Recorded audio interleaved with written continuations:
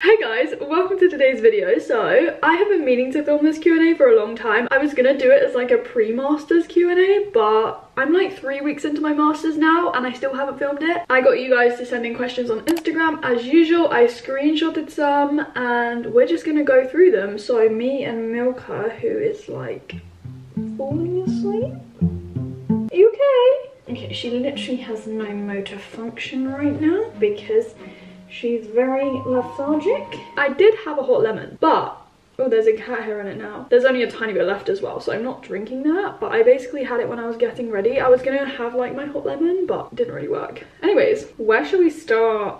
I have had people ask me this question before and I haven't actually like directly answered it, I don't think. The question says, Milka, why did you choose UCL instead of staying in Cambridge for my masters? Basically, Cambridge didn't offer a masters course I wanted to do, and obviously I had a gap year before I started this course at UCL. Originally I thought I wanted to do nutrition. That wasn't offered at Cambridge, so I just didn't think about applying. And then when I did change my mind, I looked at the courses at Cambridge, but all the deadlines had passed and still there wasn't a course that appealed to me, so it's pointless me just applying to a course because it's like got a name or like it's Cambridge, you know. Oh, hi there. Hi, you're waking up now. But it was like the course rather than the university that was like most appealing to me, especially for a master's. Like, you're studying for a master's because you enjoy that really particular or niche subject, right? And so related to that question, why cancer biology? I remember I wrote on my personal statement about cancer. I talked about cancer in my Cambridge interviews, and that area of biology, like cancer biology as well as immunology, which I did in my third year, but especially cancer, it's always been so like appealing and fascinating to me. It's so complex and so confusing, but at the same time that really excites me, and I'm just like, there is so much more that we can learn and there is so much more that we need to learn. I want to throw in this random one because it's funny and random. How do you pronounce the word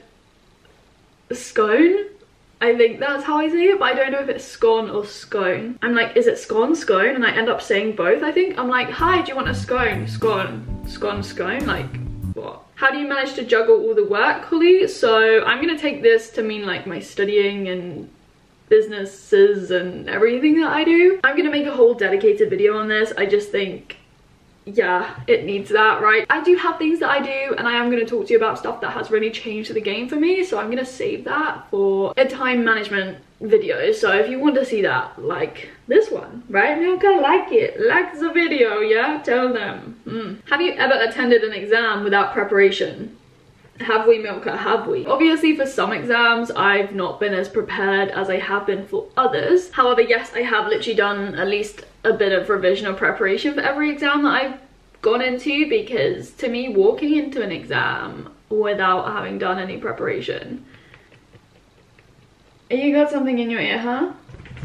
Oh, I think it just flicked up me. Thank you. This was a bad idea getting her involved in this video. Anyways, I just think it would be so scary to walk into an exam. Having like not done any preparation, I would honestly be, I don't even know. I can't keep a serious face. She's like staring at me. Oh my god. When will you post your master's morning and night routines?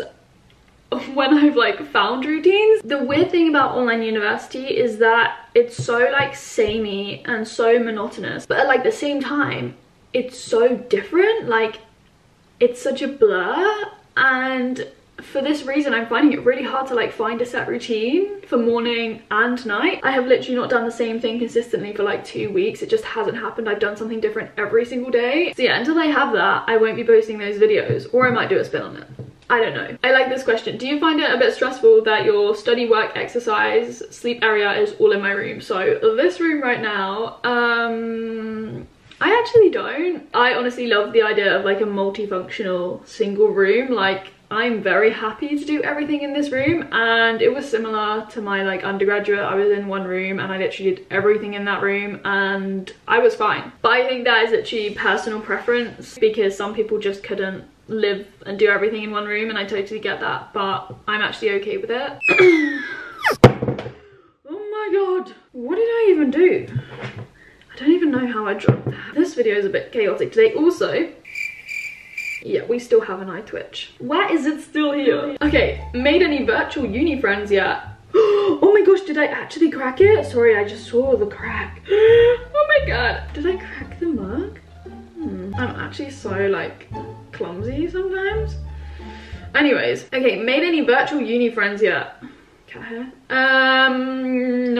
No, I actually haven't. I've said this before, but I know one person really well on my course. I know someone else very, very vaguely, but other than that, no, I haven't made any virtual friends. Why is my hair so frizzy? Literally, does anyone have frizzier hair than this? I challenge someone. Does anyone have more baby hair and more wispies than me? Some days I'm like, oh, my baby hair and frizzy hair is like so cute. Other days I actually just do not like it. I want to chop it all off, but that I just wouldn't do because can you imagine? That would just like spike everywhere. Sorry. Anyways, I'm getting off topic. Virtual uni friends. What was I saying? If I was in person, I would be more inclined to get to know people. Like I definitely would be speaking to others and meeting new people, but like because it's online, I genuinely have no motivation to do that. Lockdown really has made me go into my shell and there's nothing I can really do about it. Are you bummed you aren't living in London for it? Yeah, I think I kind of am. Being at home, it's not too bad. It's actually not as bad as I thought it was gonna be, doing everything at home. I could be in London, I could have moved to London,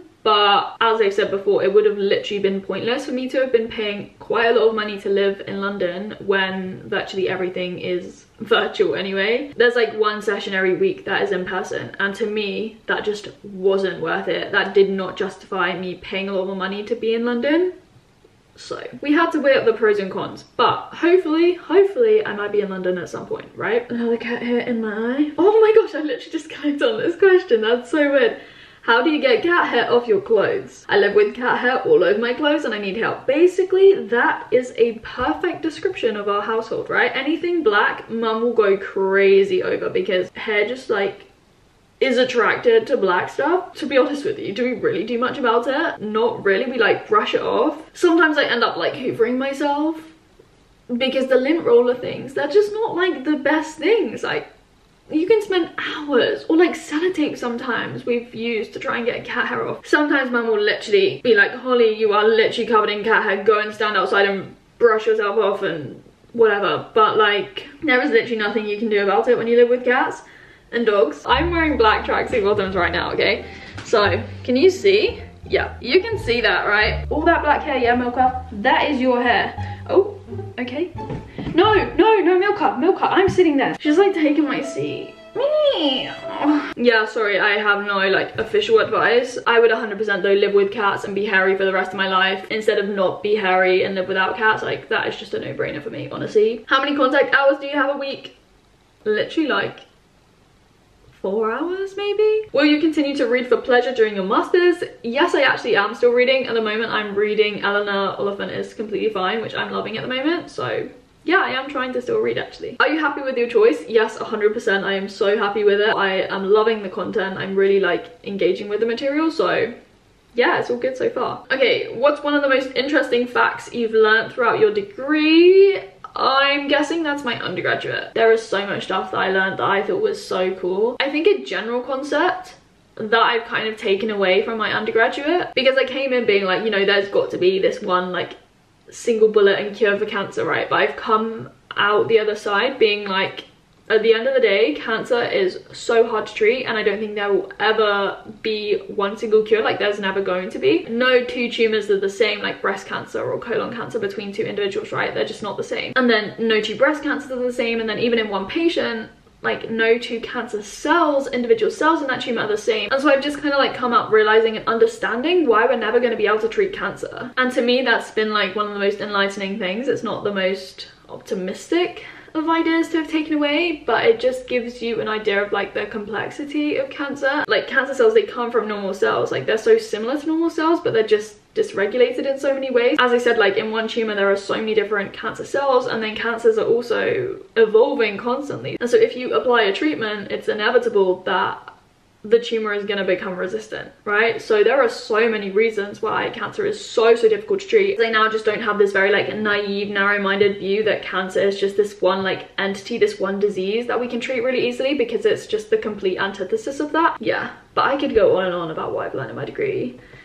So, okay, do you know what you want to do after your masters? And then like, do I have any specific goals these days? So I've kind of come to realize that some of the things, or some of the goals that I never thought would be even possible in my life, are kind of starting to manifest, and I'm realizing that they might actually be achievable, which is actually crazy to think, because all my wildest of dreams and, you know, my childhood ambitions are potentially gonna be a reality for me, maybe. And so I'm genuinely just like gobsmacked and flabbergasted and just like, wow. And I've never really ever shared them, like never on this channel, just because I thought they'd always be a dream. I literally just want to like slap my face and wake myself up, because sometimes I'm like, holy whoa. Sometimes I'm just so frustrated with myself, because if I'm in a mood where I feel down and I'm feeling negative, I'm like, holy, literally like wake the frick up. Oh, sorry, I'm getting a tad too excited here. And I realized I did not tell you anything, which is super frustrating. But one day you might find out. I need to touch wood. Right, was your going to Australia a choice or something that you felt obliged to do? 100% it was a choice. I had literally always said that Australia was one of my top destinations, if not the top destination that I wanted to travel to and visit, right? So when the opportunity came around again, I was like, you know, I have to take this. It was like one of the best things I've ever done in my life. Also at the moment, I've been saying to so many people, I'm like, please, can you just get me on a plane, get me to Australia right now? There's just something about that place that I just loved. And I don't even know. Let's not get into it in this video. Okay, what tablet do I use? People ask me this all the time, but I never answer it because I genuinely don't know the exact model. I know it's the Microsoft Surface, but which Surface? I think it's the Pro 7. I unboxed it in one of my weekly vlogs. How do I see? Settings. I should probably just look at the manual, but what are we? Hello, can you tell me what we are? Your Surface. Aha!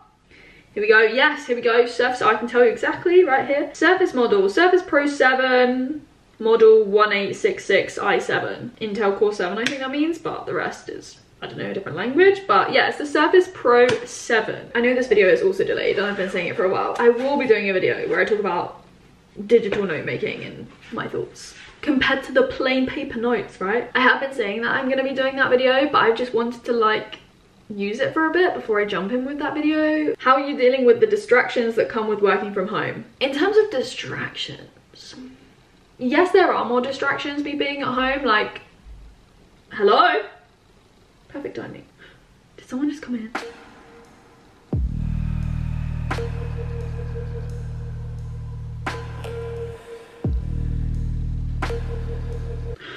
Oh my god, I think Mum and Matthew are home.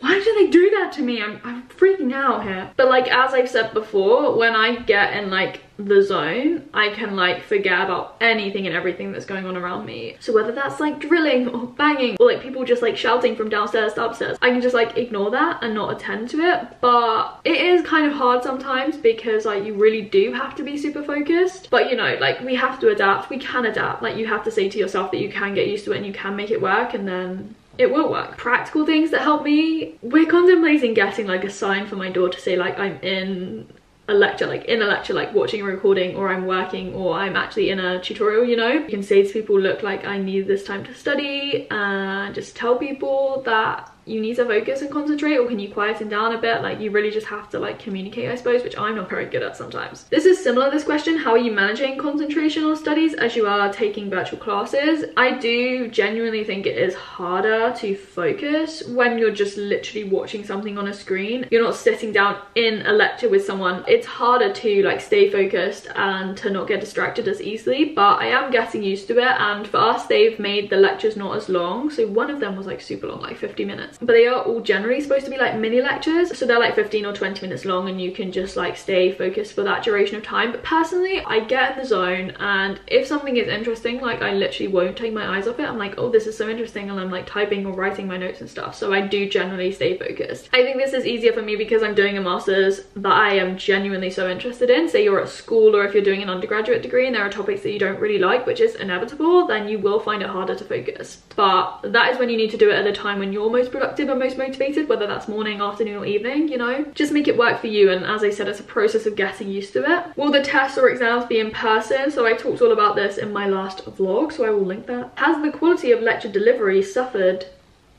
online? The answer to this is no. The quality of the lectures has been really, really good at UCL, and you know, everything's been really clear. There have been some lectures and lecturers that are not as great, I think, as others, but that's literally inevitable. Being uploaded on Moodle is not really organized, but when they're on Moodle and I watch them, they're all really well organized and they walk you through the concepts, and yeah, I think it's really good. I don't think it suffered, to be honest with you, at all. Yes, there are some technological like glitches, but it's online, like that is gonna happen. So final question, how are you feeling about going back into academia after taking a year out? This person is in the same situation. I am personally really excited, like I've been so pumped. However, having said that, I do feel a bit anxious because I'm like, I haven't properly studied or written essays for like a year. Am I gonna be a bit rusty, you know? I'm overthinking this first assignment that we've submitted. I know it doesn't count to anything, but every day I'm like, oh my gosh, I could have written this, I could have written that, I shouldn't have done this, and oh my gosh. But I do not regret taking a year out at all. No regrets, right? I never live with regrets. I am so grateful for the time I've spent out of studying. Like in my gap year, it's been so worthwhile and just like